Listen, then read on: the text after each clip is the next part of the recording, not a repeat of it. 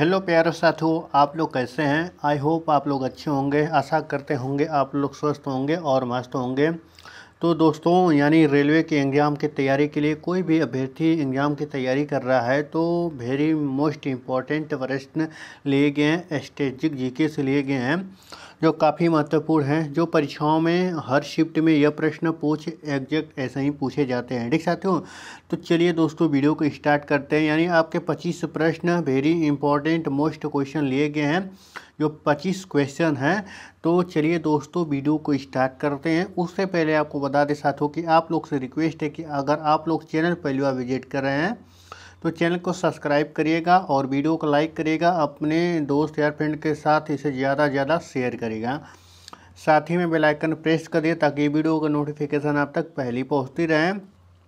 और आप लोग को यह पीडीएफ चाहिए, ठीक है, तो इस स्ट्रेटेजी जीके का पीडीएफ चाहिए, नोट्स चाहिए, तो हमारे चैनल के यानी हमारे व्हाट्सअप चैनल और टेलीग्राम चैनल को ज़रूर जाकर वहाँ से ज्वाइन कर दीजिएगा।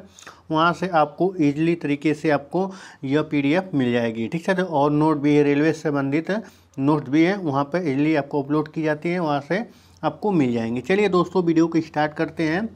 यानी जो पहला प्रश्न दिया गया है, प्रश्न नंबर 1 है, दिया गया है कि भारत, ठीक है, तो भारत का राष्ट्रीय खेल कौन सा है। तो क्रिकेट है, हॉकी है, कबड्डी है, फुटबॉल है। ठीक साथियों, तो कबड्डी भी नहीं है।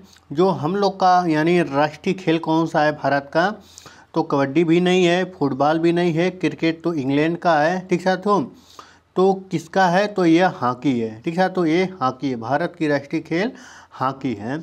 चलिए अगले प्रश्न में चलते हैं। अगला प्रश्न क्या दिया गया है, अगला प्रश्न दिया गया है प्रश्न नंबर 2, भारत का पहला उपग्रह कौन सा है। आर्यभट्ट है, भास्कर है, इनसैट है, मलयालन, मंगलयान है। ठीक साथियों, कौन सा है, ऑप्शन नंबर जो डी है मंगलयान है, इनसैट है, भास्कर है, आर्यभट्ट है। तो कौन सा है, तो ऑप्शन नंबर जो भी अभ्यर्थी दे रहा है ऑप्शन नंबर ए, तो उसका right answer option number A है। यानी भारत का पहला उपग्रह कौन सा है, तो आर्यभट्ट है। चलिए अगले प्रश्न में चलते हैं, यहाँ तक क्लियर हो गया होगा। ठीक साथियों, अगला प्रश्न क्या दिया गया है, यानी भारत का सबसे बड़ा राज्य क्षेत्रफल के अनुसार कौन सा है। तो उत्तर प्रदेश है, महाराष्ट्र है, राजस्थान है, मध्य प्रदेश है। तो कौन सा राज्य सबसे बड़ा है क्षेत्रफल की दृष्टि से, तो क्षेत्रफल की दृष्टि से जो सबसे बड़ा राज्य दिया गया है मतलब, तो ऑप्शन नंबर सी सही है। ठीक साथियों, राजस्थान सबसे बड़ा राज्य है क्षेत्रफल की दृष्टि से। अगर यहीं आपसे पूछ लिया जाए कि सबसे जनसंख्या वाला राज्य कौन सा है, तो आप लोग बताइएगा उत्तर प्रदेश। ठीक है, तो सबसे जनसंख्या वाला राज्य कौन सा है, उत्तर प्रदेश है। सबसे कम जनसंख्या वाला राज्य कौन सा है, तो आप लोग बताइएगा सिक्किम। ठीक साथियों, सिक्किम, राजस्थान यह सबसे बड़ा है। ठीक साथियों, सबसे बड़ा है। सबसे छोटा राज्य कौन सा है, तो आप लोग बताइएगा गोवा। ठीक साथियों, गोवा सबसे छोटा राज्य है यानी क्षेत्रफल की दृष्टि से। ठीक साथियों, चलिए अगले प्रश्न में चलते हैं। अगला प्रश्न क्या दिया गया है, अगला प्रश्न दिया गया है चौथा, यानी चौथा प्रश्न क्या दिया गया है कि संयुक्त राष्ट्र संघ की स्थापना किस वर्ष हुई। ठीक है, तो किस वर्ष हुई, 1945 में हुई, 1950 में, 1939 में, 1960 में। तो किस वर्ष हुई, तो आप लोग कमेंट कर बताइएगा इसका। यानी इसका जो हुआ था, यानी संयुक्त राष्ट्र संघ की स्थापना 1945 में हुई थी। ऑप्शन नंबर ए सही है। ठीक साथियों, ऑप्शन नंबर ए सही है, 1945 में स्थापना की गई। यानी द्वितीय विश्व युद्ध कब स्टार्ट हुआ, तो 1939 में स्टार्ट हो गया और 1945 में समाप्त हो गया द्वितीय विश्व युद्ध। ठीक साथियों, तो जैसे ही समाप्त हुआ तो इसी को किसी देश में विश्व युद्ध न हो पाए। ठीक साथियों, उसके लिए यह संयुक्त राष्ट्र संघ की स्थापना की गई है, यह अमेरिका में किया गया है। ठीक साथियों, 1945 में। चलिए अगले प्रश्न में चलते हैं। अगला प्रश्न क्या दिया गया है, पानीपत की तीसरी लड़ाई किस वर्ष लड़ी गई थी। तो किस वर्ष लड़ी गई थी, 1757 में, 1761 में, 1526 में, 1857 में। तो कब लड़ी गई थी, आप लोग कमेंट कर बताइएगा साथियों। जो इसका राइट आंसर है ऑप्शन नंबर बी है।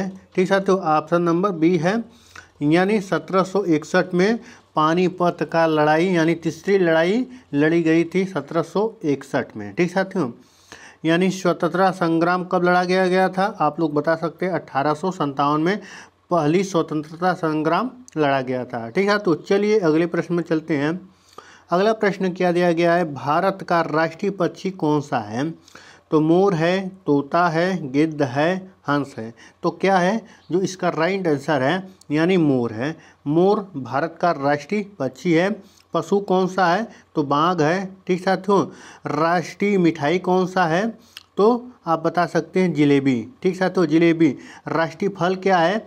आम है। ठीक साथियों, राष्ट्रीय वृक्ष क्या है? तो पीपल का पेड़ है। बहुत से ऐसे हैं। राष्ट्रगान क्या है? जनगण मनगढ़ है। तो इतने पॉइंट आपको क्लियर हो गए। चलिए अगले प्रश्न में चलते हैं। अगला प्रश्न क्या दिया गया है, भारत का पहला परमाणु बिजली घर कहाँ स्थित है? काकरापार है, नैनोरा है, तारापुर है, कलमकम कहाँ पे है? तो जो इसका राइट आंसर है सातवां का ऑप्शन नंबर सी सही है। ठीक है, तो ऑप्शन नंबर सी सही, यानी तारापुर स्थित है। चलिए अगले प्रश्न में चलते हैं। अगला प्रश्न क्या दिया गया है? अगला प्रश्न है, ताजमहल किस नदी के किनारे स्थित है? तो यमुना नदी के किनारे, गंगा नदी के किनारे, गोदावरी नदी के किनारे स्थित है कि कावेरी नदी के किनारे स्थित है? जो यह स्थित है तो यह यमुना नदी के किनारे स्थित है। ताजमहल का निर्माण किसने करवाया था? तो शाहजहां ने करवाया था। ठीक साथियों, शाहजहां ने करवाया था। जो इसका यानी ताजमहल का जो ताजमहल किसके याद में बनाया गया था? तो मुमताज़ बेगम के याद में बनाया गया था। शाहजहां ने बनवाया था। चलिए अगले प्रश्न में चलते हैं। अगला प्रश्न क्या दिया गया है? अगला प्रश्न है कि वेदों की संख्या कितनी है? 2 है, 3 है, 4 है, 5 है। तो वेदों की संख्या कितनी है?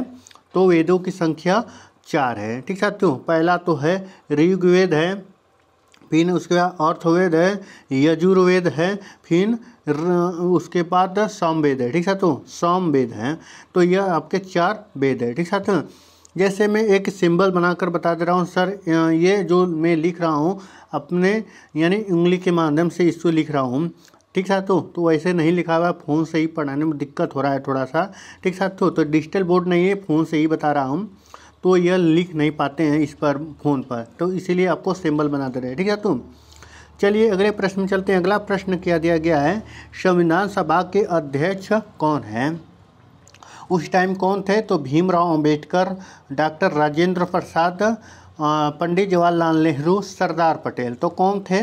जो 10 का ऑप्शन नंबर अगर बी दे रहा है, यानी डॉक्टर राजेंद्र प्रसाद, यानी राजेंद्र प्रसाद संविधान सभा के अध्यक्ष थे। ठीक साथियों, चलिए अगले प्रश्न चलते हैं। 11 नंबर। ठीक साथियों, क्या दिया गया है कि भारत के वर्तमान संविधान में कितनी भाषाओं को आधिकारिक दर्जा दिया गया है?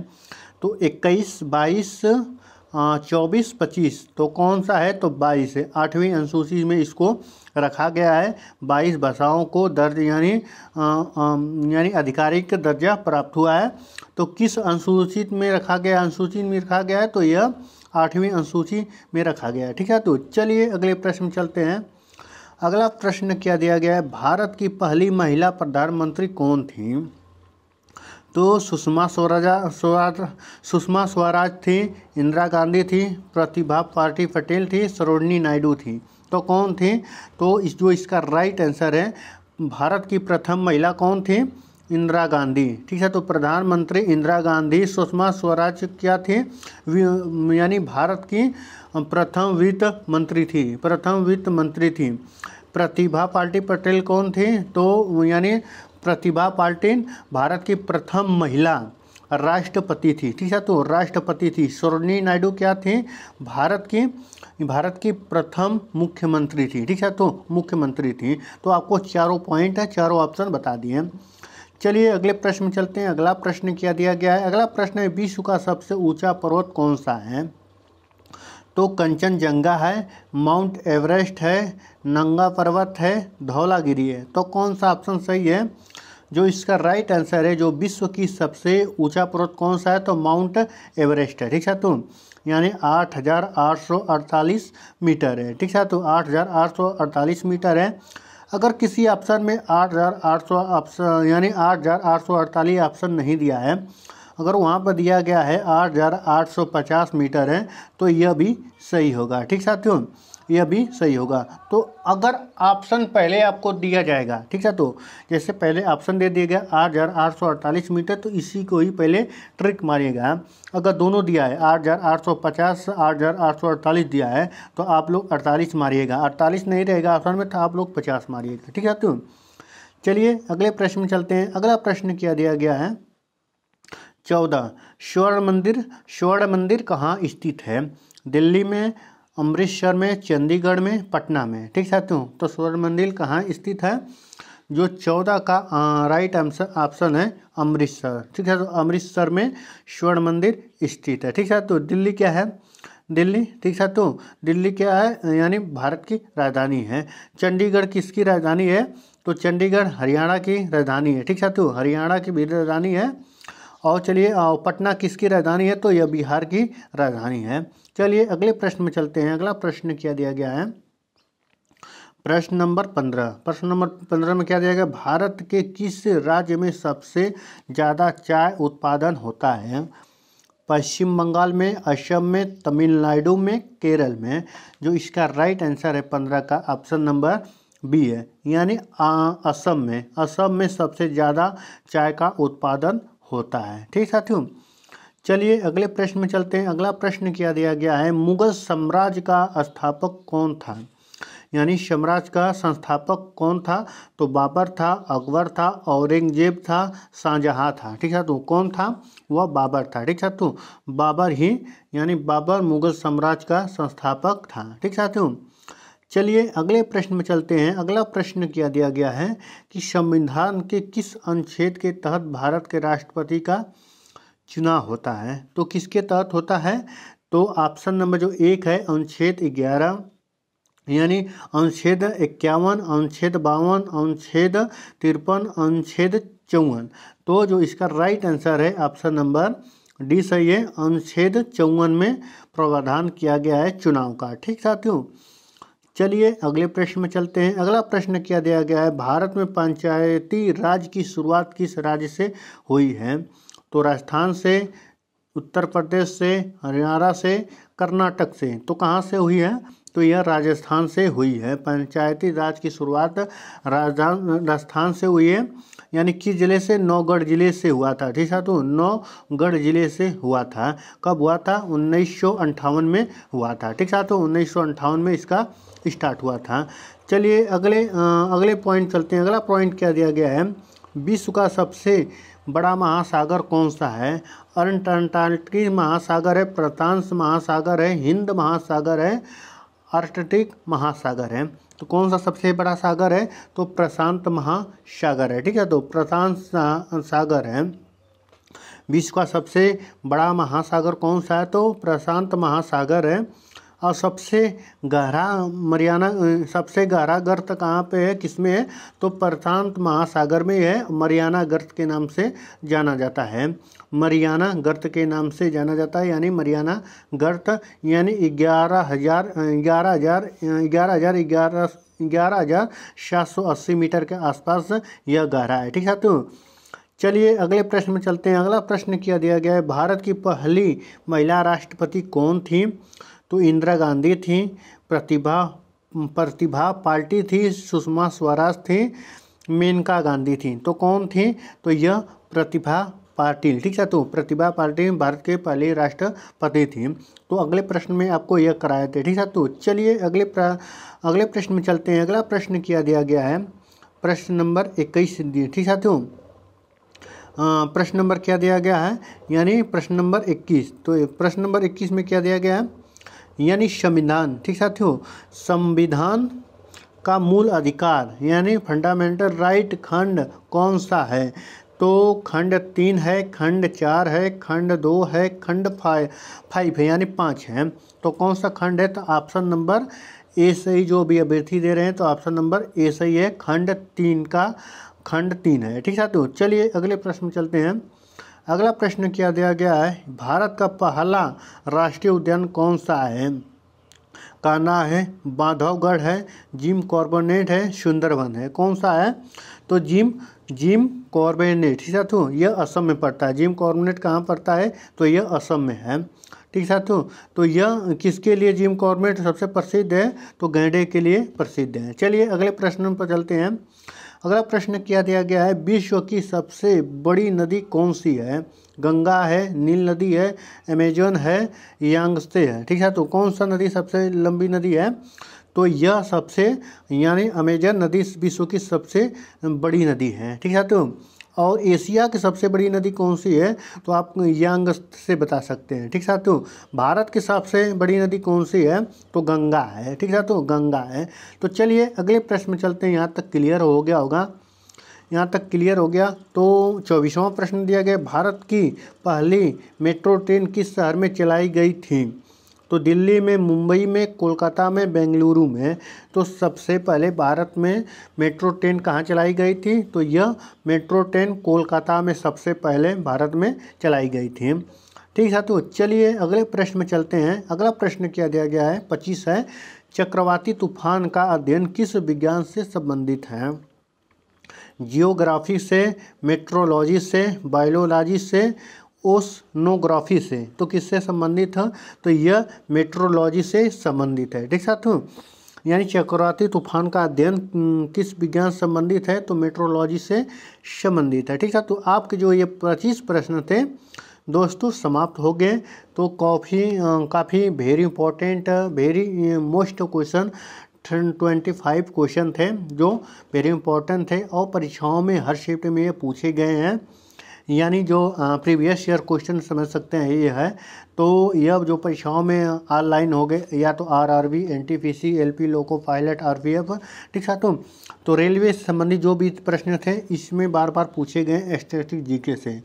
ठीक साथियों, तो ऐसे आपको टॉपिक वाइज और ऐसे ही स्ट्रेटजी, सामान्य ज्ञान, मैथ और रीडिंग इसी यूट्यूब चैनल के माध्यम से सबसे पहले आपको प्रोवाइड की जाएंगी। ठीक साथियों, तो चलिए मिलते हैं नेक्स्ट वीडियो में नेक्स्ट के साथ। धन्यवाद।